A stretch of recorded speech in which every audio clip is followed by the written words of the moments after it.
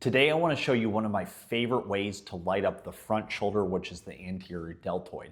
This is going to be a continuous tension set using the cable machine. What I want you to do is grab a cable machine with a straight bar, and then you're going to put the cable machine at the lowest point possible. Now the reason I like this setup is number one, it's going to provide tension right away versus when you do a dumbbell lift, there's not much tension in this part of the range of motion. There's tension at the top, and then we lose tension at the bottom. Also, I find that when people tend to do a lot of lateral raises, it's not going to ever hurt your back, but I feel like to take away the focus of the low back and just focus on the shoulders is going to be best. So what we're going to do is here. Now you can have bent or straight legs, doesn't matter. And the great thing about this setup is I have tension already in this part.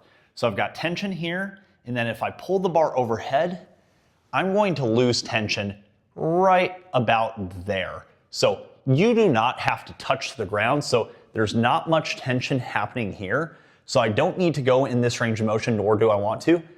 Right about there, I'm going to experience tension.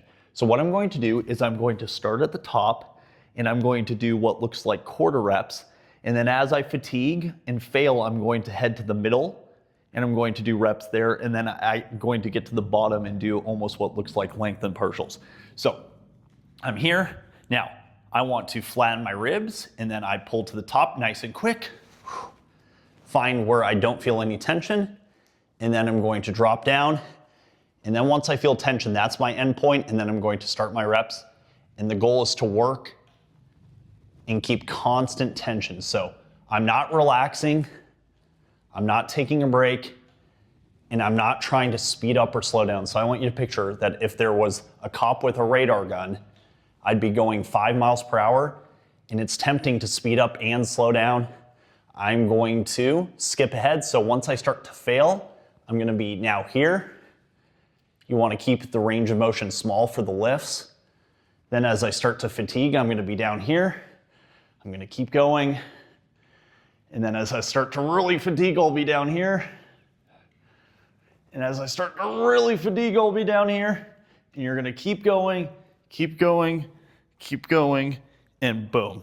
You can see for this, if I had this down a little bit lower, I'd still be able to do some tension there at the bottom. But this is going to be one of my favorite ways to light up the front shoulder.